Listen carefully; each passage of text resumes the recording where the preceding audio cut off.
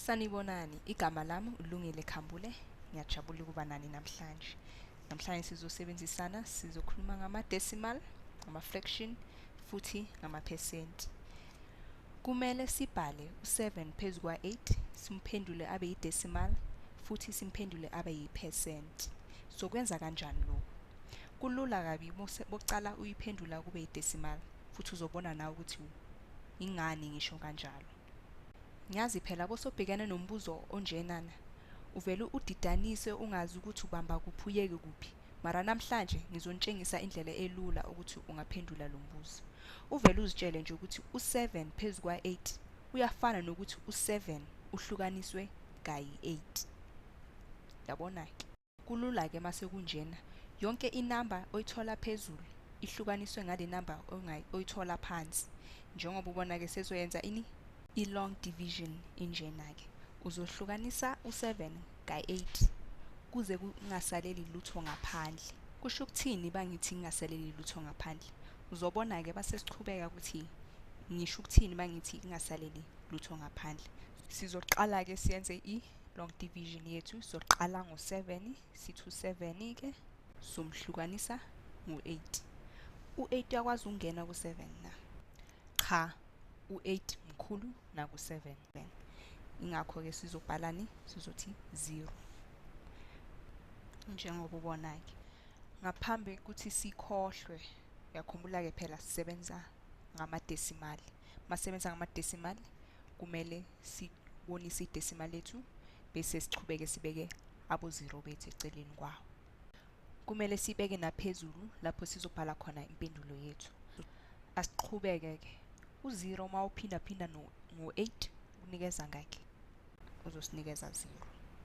Bese ke sisusa u0 ku7 uzosinikeza ngakhe 7. Simehlise ke u0 wethu phansi. Uyakhumbula ngitheni ukuthi kufanele kungasali lutho emuva. Yabona ke sekusele ubani u70. Ingakho ke sizochubeka futhi sihlukanise ukuze kungasali lutho. U8 ke ungena kangakho ku70. Sosho ke ungena kayi8. U8 umphinda phinde ngo8 uzokunikeza ngakhi 64. Sisusu 64 ku70 uzosinikeza ngakhi 6. Yabona ukuthi kusele enye futhi sochubeka ke siyehlise u0 wethu kuze kungasali lutho. Sochubeka ke siyehlisa u0 kuzosinikeza 60. U8 ungena ku60. Cabanga ke. Ungena kayi 7. Sobhala ku7 wethu siphinda phinde u8 ka7. Mawuphinda phinde u8 ka7 usineza ngakhe 56. Uzobhala ke phansi. Yakubona ukuthi sasala inamba.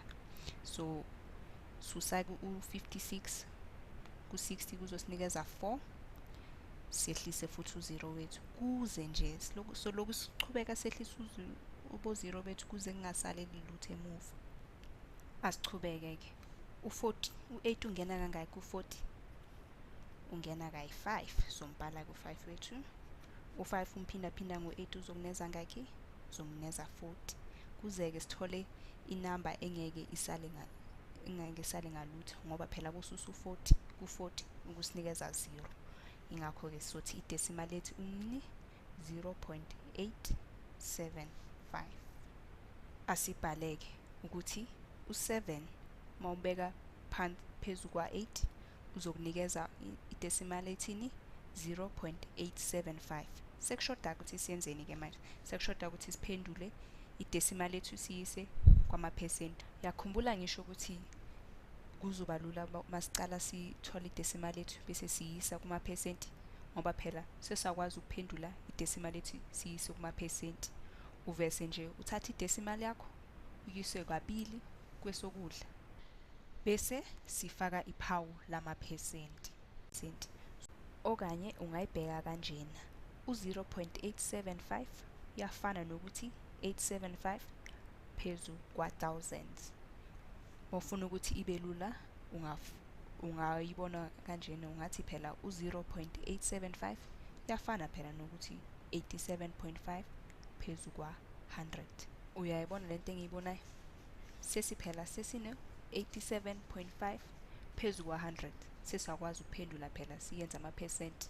Ukhumbule ukuthi 87.5 phezu kwa-100 uyafana nokuthi 87.5 per 100 uyafana nokuthi 87.5%, bese uzobhala ukuthi 87.5%. Uma ubhala phela impendulo yakho ungakhohlwa ukuyibhala phela u-87.5 ukufaka iphawu lakho elithini percent. Sesumtholile-ke i-percent yethu.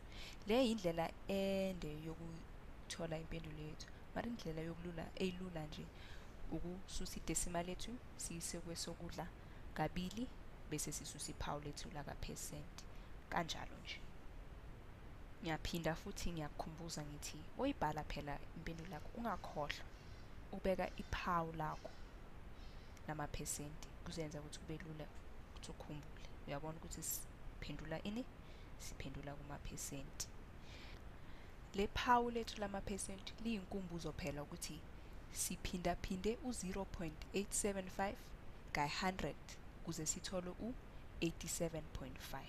Futhi-ke bawufuna ukuyiphendula uyise ngama-decimal, uyasho phela ukuthi uyiphinde uyihlukanise kayi-100 kuze uthole u-0.875. Ingakho phela base siyibhala ku-decimal, ingakho iba yincane kundlula le yephesenti, ngoba boyisa ku-decimal uyahlukanisa nge-100 bese ususa iphawu lakho.